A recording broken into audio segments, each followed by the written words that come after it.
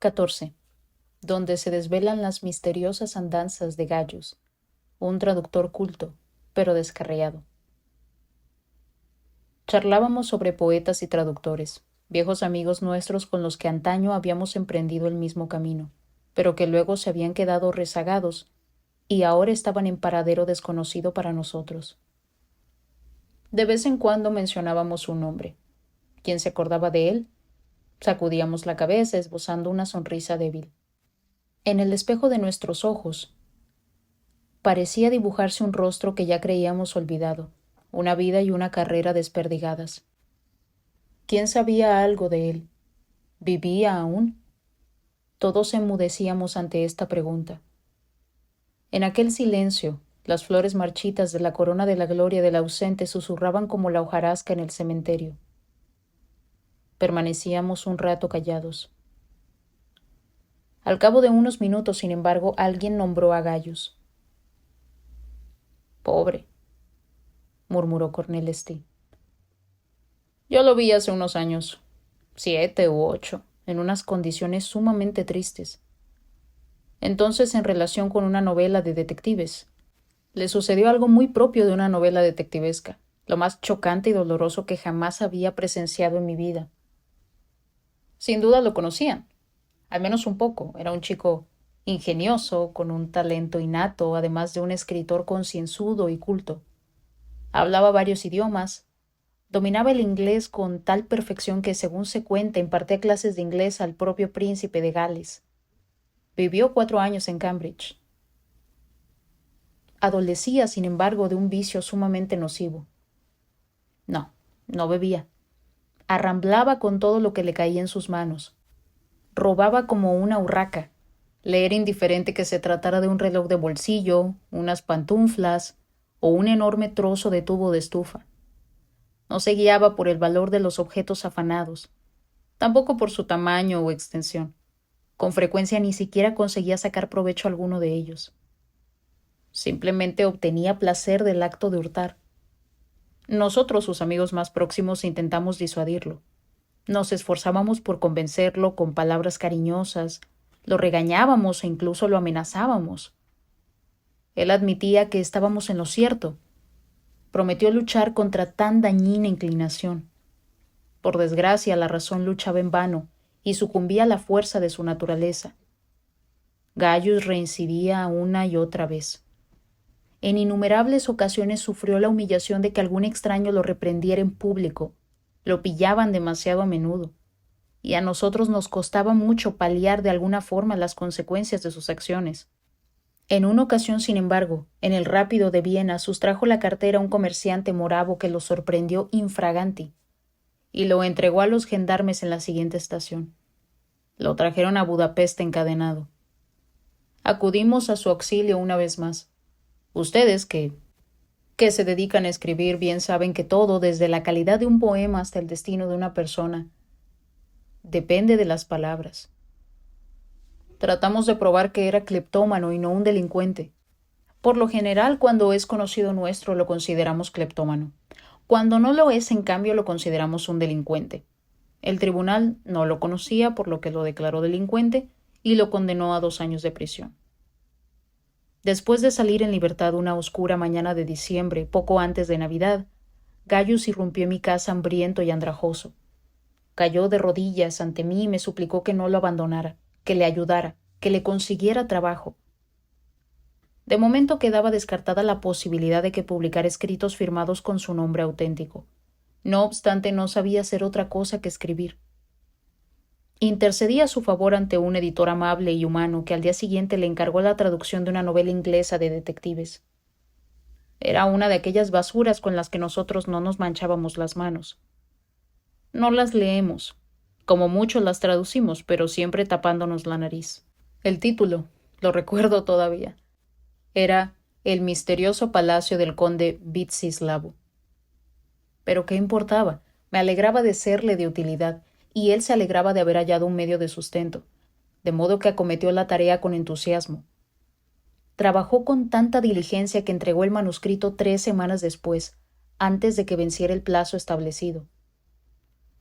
Cual no sería mi sorpresa cuando unos días más tarde el editor me comunicó por teléfono que la traducción de mi recomendado no valía nada y que él no estaba dispuesto a pagar un céntimo por ella. Yo no salía de mi asombro. Tomé un coche y me personé en la editorial. El editor me entregó el manuscrito sin decir palabra. Nuestro amigo lo había mecanografiado muy decentemente, había numerado las páginas y, lo que es más, había atado las hojas con un cordón con el que se apreciaban los colores nacionales. Todo aquello era muy característico de él, ya que creo que lo he mencionado antes, era un tipo de confianza y extremadamente minucioso en lo que a la literatura se refiere. Empecé a leer el texto. Emití una exclamación de complacencia. En la traducción se sucedían oraciones claras, giros ingeniosos, sutilezas lingüísticas que probablemente no figuraban en la obra original. Le pregunté boquiabierto al editor por la causa de su descontento. Entonces me puso en la mano el original en inglés, sin abrir la boca, como en el caso del manuscrito, y me invitó a cotejar las dos versiones. Pasé media hora sumergido, buceando en el original, en el manuscrito. Al final me levanté profundamente impresionado. Reconocí ante el editor que no le faltaba un ápice de razón. ¿Qué por qué? No se molesten en lanzar hipótesis. No van a acertar. No había presentado disimuladamente el manuscrito de otra novela. Le había llevado, por el contrario, la traducción fluida, artística, en ciertos pasajes hasta poética, del misterioso palacio del conde Vitsislavo. Si suponen que contenía alguna interpretación errónea, se equivocan de nuevo. Al fin y al cabo, Gaius utilizaba con absoluta corrección tanto el inglés como el húngaro. Ríndanse. Se trataba de un asunto del que nunca han oído hablar. El problema residía en otro lado. Era algo muy distinto. Yo también tardé algún tiempo en percatarme de ello. Lo comprendí poco a poco. Atiéndanme. La primera oración del texto inglés original rezaba: brillaban las 36 ventanas del destartalado palacio azotado por la tempestad. Arriba, en la primera planta, 4 arañas de cristal esparcían su suntuosa luz. Gaius lo había traducido así: brillaban las 12 ventanas del destartalado palacio azotado por la tempestad. Arriba, en la primera planta, 2 arañas de cristal esparcían su suntuosa luz. Continué leyendo con los ojos redondos. En la tercera página, el novelista inglés escribía: el conde Vitsislavo sacó su abultada cartera con una sonrisa sarcástica y le arrojó la suma solicitada, 1.500 libras. El traductor húngaro lo interpretaba así: el conde Vitsislavo sacó su abultada cartera con una sonrisa sarcástica y le arrojó la suma solicitada, 150 libras. Para entonces ya me rondaba una sospecha nefasta que en los minutos siguientes desafortunadamente se vio confirmada. Más abajo leí: la condesa Eleonora estaba sentada en uno de los rincones de la sala de baile. Lucía un vestido de noche y antiguas alhajas de la familia. Una diadema con diamantes que había heredado de su tatarabuela, la esposa del príncipe electo alemán. Sobre sus senos de cisne brillaba opalino un collar de perlas, y sus dedos estaban casi rígidos a causa de las sortijas de brillantes, zafiros y esmeraldas que llevaba. Para mi enorme pasmo, en el manuscrito en húngaro el fragmento anterior aparecía de la siguiente forma: la condesa Eleonora estaba sentada en uno de los rincones de la sala de baile. Y ahí terminaba. De la diadema de diamantes, el collar de perlas, las sortijas de brillantes zafiros y esmeraldas, no se hacía mención alguna. ¿Comprenden ahora lo que hizo aquel desgraciado y mísero? Sencillamente se hizo las joyas familiares de la condesa Eleonora y con el mismo imperdonable atrevimiento le arrebató la cartera al conde Vitsislavo, dejándole solo 150 de sus 1.500 libras. Asimismo sustrajo 2 de las 4 arañas de cristal de la sala de baile y se llevó 24 de las 36 ventanas del destartalado palacio azotado por la tempestad. Todo me daba vueltas. Mi consternación llegó a su punto culminante cuando comprobé sin lugar a dudas que la rapacería de mi protegido era una constante en toda la obra.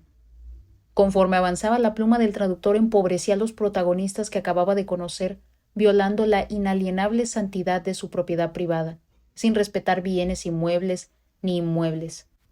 Operaba con distintos métodos. Por lo común, los objetos de valor desaparecían sin dejar el menor rastro. Las alfombras, las cajas fuertes y la platería descritas en el texto original con la intención de elevar la calidad literaria del mismo se esfumaban por completo en el proceso de traducción al húngaro. Otras veces Gaius se limitaba a hurtar una porción de ellos, la mitad o las 2/3 partes. Si alguien ordenaba al criado que subiese 5 maletas al tren, él solo aludía a 2 y omitía alevosamente las otras 3. Para mí lo más decepcionante, pues revelaba mala intención y falta de honor, fue que en más de una ocasión mi amigo reemplazó los metales nobles y las piedras preciosas por materiales sin valor y de calidad mediocre, el platino por hojalata y el oro por cobre, el diamante por cristal de Bohemia o vidrio. Me despedí del editor con la cara larga. Para satisfacer mi curiosidad le pedí el manuscrito y el texto inglés original. Así pues, estimulado por el enigma real de la novela de detectives, proseguí mis pesquisas en casa y elaboré un inventario preciso de los objetos robados. Trabajé sin cesar desde la 1 de la tarde hasta las 6:30 de la madrugada. En total, nuestro compañero descarriado se había apropiado indebida e ilegalmente de 1.579.251 libras esterlinas, 177 sortijas de oro, 945 collares de plata, 181 relojes de bolsillo, 309 pendientes y 435 maletas. Por no hablar de las tierras, los bosques, los pastos y los palacios de príncipes y varones, amén de otros objetos más corrientes como pañuelos, mondadientes y campanillas, cuya enumeración resultaría agotadora y probablemente baladí. ¿Dónde había guardado Gaius todos estos bienes inmuebles e inmuebles que al fin y al cabo solo existían sobre el papel en el imperio de la imaginación? ¿Cuál era el objetivo de su latrocinio? Dilucidarlo nos tomaría largo tiempo, de manera que no insisto, pero todo ello me convenció de que no se había curado de su enfermedad o vicio pecaminoso, de que no cabía abrigar esperanza alguna de recuperación y valía la pena que los miembros honrados de la sociedad le brindasen su apoyo. Yo, indignado moralmente, le retiré el mío. Lo abandoné a su suerte. Y desde entonces no he tenido noticias de él.